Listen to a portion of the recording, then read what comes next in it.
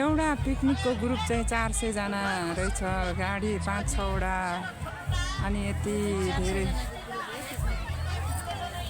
मा आधी जसो चाहिँ जाँदैछन्, आधी सरो चाहिँ हिँड्दैछन्।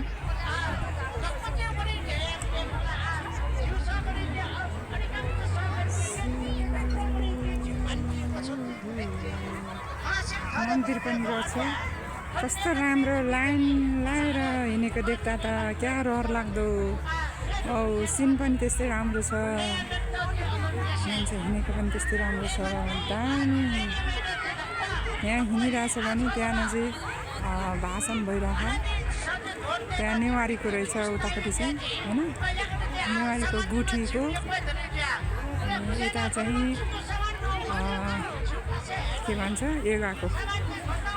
एगुवा पार्टी अझै चेयर कार्यक्रम पनि भइराखेको रहेछ, रमाइलो छ।